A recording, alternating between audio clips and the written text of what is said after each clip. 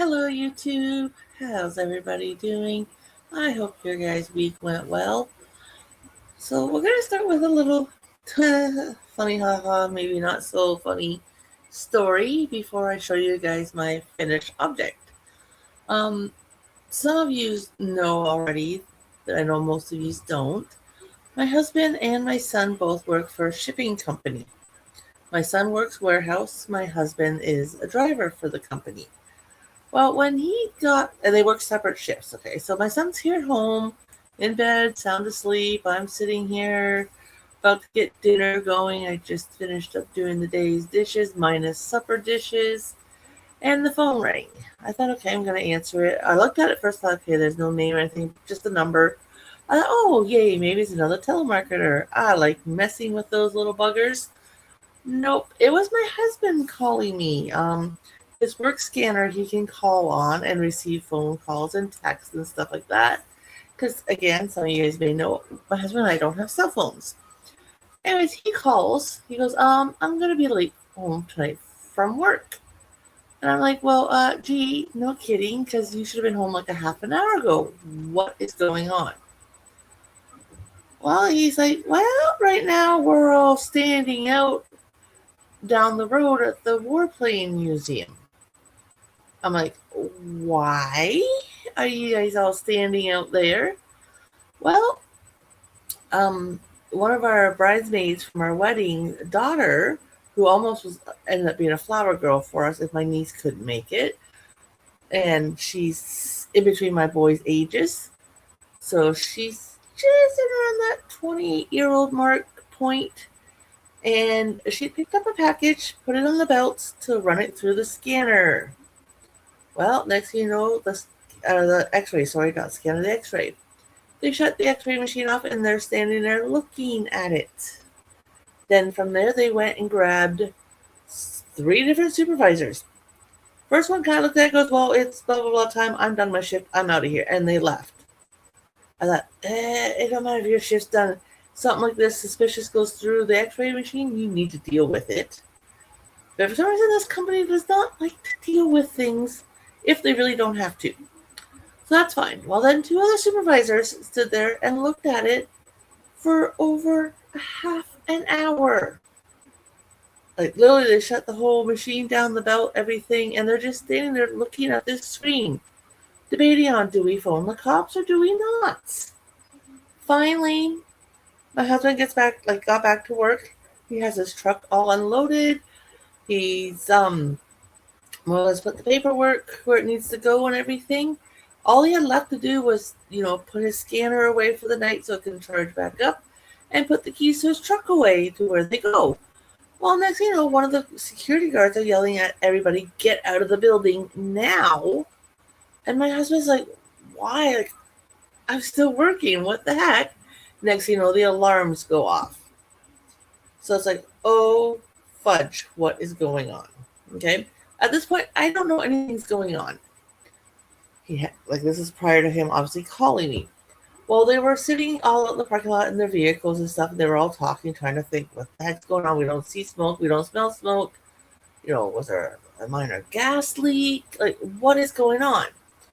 Well, I know the young lady who put the box on the belt to go through the X-ray machine made a comment. Like, oh my goodness, because she's sitting there thinking, I could have lost my fingers. And like, she's a little panicky. My husband, by this point, there's been rumors and talk between all the co-workers that work the warehouse. My husband leans over and goes, sweetie, you would have lost more than just your fingers. So if that tells you anything, I guess the look of inside the package, after about a half an hour of different ones looking at it, they thought possibly a bomb. And this is not the first time. They've had a few other packages go through over the last 20-something years. One was a fake, and then 2 other ones besides last night ended up not being a bomb. So anyways, cops were called. When the cops arrived, they told everybody, get out of the parking lot, get up the road. Fine, they did that. Then, my husband should have been already punched out and home. So he's like, Now, at first I didn't realize they all had their vehicles. I thought they all walked up the road by foot. So when I talked to my husband, when they were all at the end of the road, he goes, "Yeah, I think I'm just gonna hang around for half an hour or an hour or so, and then I'm gonna probably head home. So I'll be there in a little bit." And I thought, okay, whatever. After I got off the phone with him, the next thing I did was phoned my mom. She wasn't home, but I talked to my little brother and kind of filled him in what was going on. Then I FaceTimed my sister-in-law, who's on holidays this week, but her and her boyfriend are very, very good at finding things online and especially regarding their work or in the neighborhood I live in, which is about not too far from her, really. About if you go on the main street, so 12 blocks away, but our city blocks are kind of small. But she finds this stuff before I do. So I contacted her. She answers the FaceTime. I'm like, just to let you know, your brother's safe. He's not hurt. Everyone got out of the building. Blah, blah, blah, blah. She, of course, said, what's going on. So I filled her in. So anyways, the cops sent them all up the road. And then while I was on the phone with the hubby, and he's telling me what's going on and, how the poor young lady's, freaking out and just panicky and, like thinking, oh my goodness, I picked that up. It could have gone in my hands and all that stuff. Then finally I said, well, stay, you know what, like, don't be in a rush to get home unless like you're super hungry or something, then come home because I'm in the middle of making dinner by this point. But if not, I would stay to the end because he could have easily given the keys and his scanner to one of the other coworkers, and then when they were allowed back in the building, they could, put them where they needed to go, and then tomorrow, like today, well, I guess you could say, but yesterday would have been tomorrow, he could just let them know, hey, I didn't punch out, but I stayed here till this time, blah, blah, blah, blah. So that was fine. I just told him to stay, like, hang out with them, outside, get all the information you can get, so on and so forth. Well, then finally, our son woke up at one point. I guess he overheard me kind of talking to his older brother. And so he got onto the group chat for work. Nothing's being said in the group chat at all. I mean, it's dead silence. And half the people that work on that shift are in that chat. So I thought, oh, that's not a good sign. I think they've been told, like, do not go on your phones, this, that, or what. Like, all of a sudden the panic is starting to set in with me. But I thought, okay, if anything happens, husband's got the phone or the scanner, which he can make phone calls on. He'd phone me if anything was going on.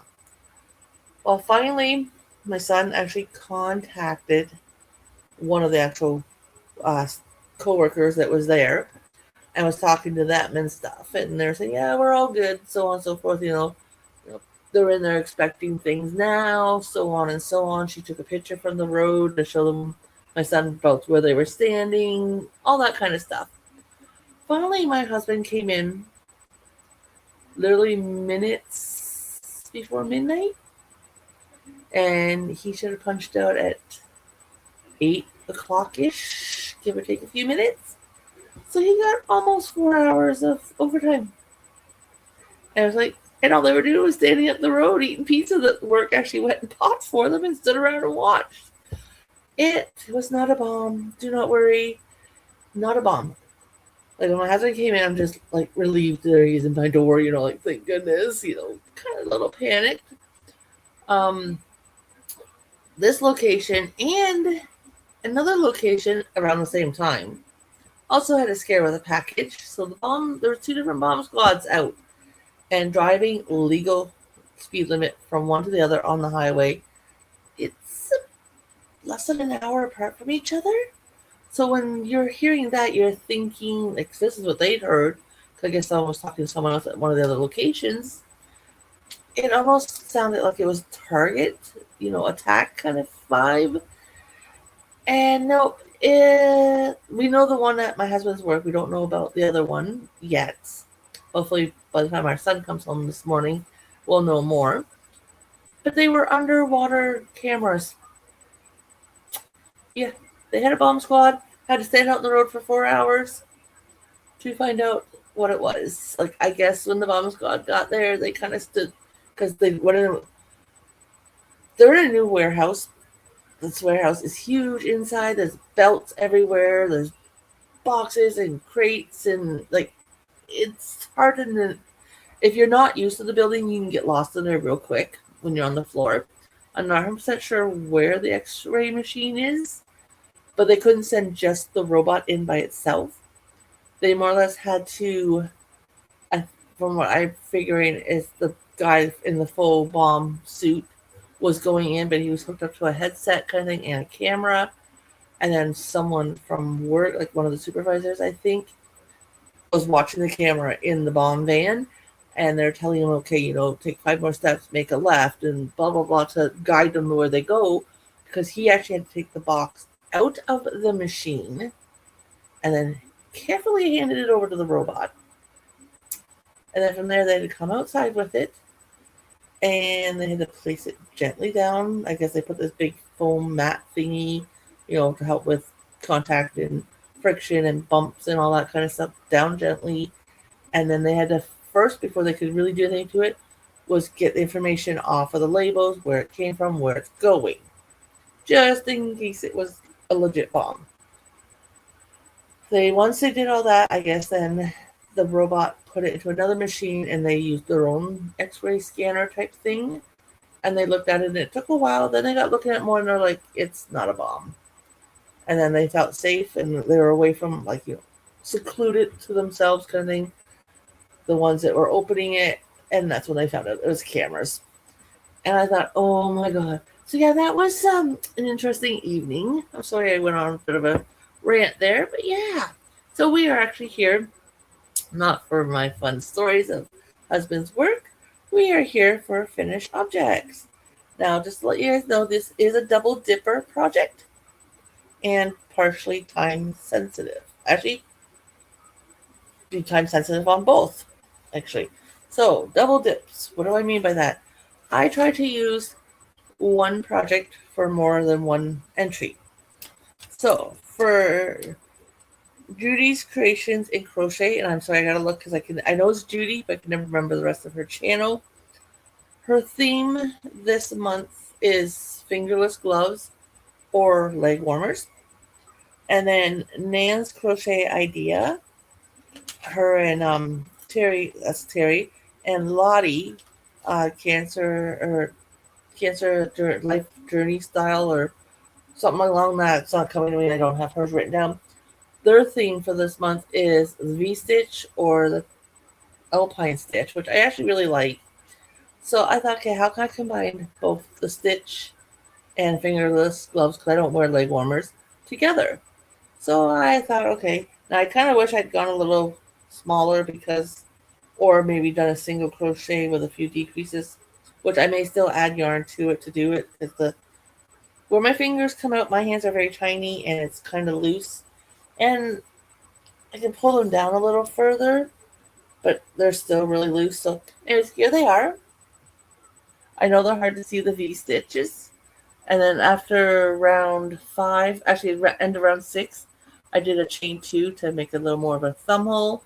But yeah, I'm thinking I'm going to have to add maybe the yellow that I have that I used for my butterfly I made, because it's the same yarn I made the butterfly donut with.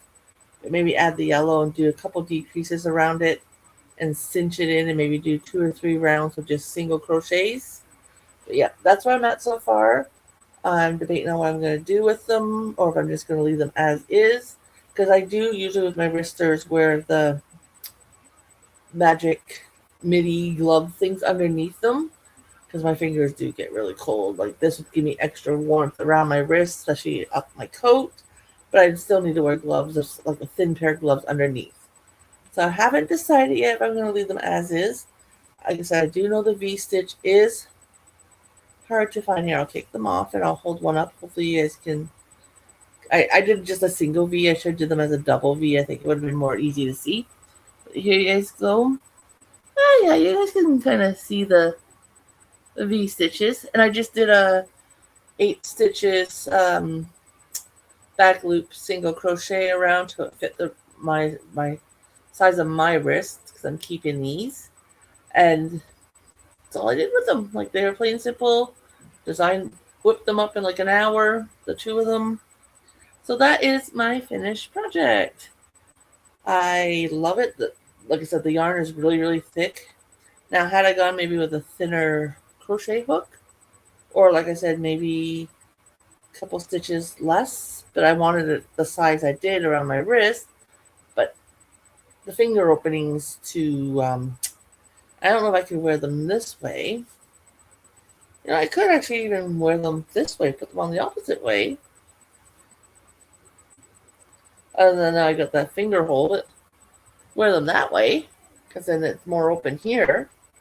But then I got I don't know. This way I don't have any actual thumb holes. But that would work too, because then it's a little looser around the arms. I don't know. I'm undecided.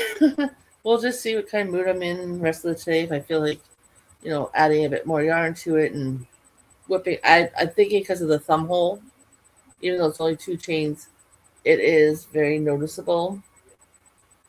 So yeah, I'm thinking wearing it the way I had it, but add yarn to the top. So that's my finished project.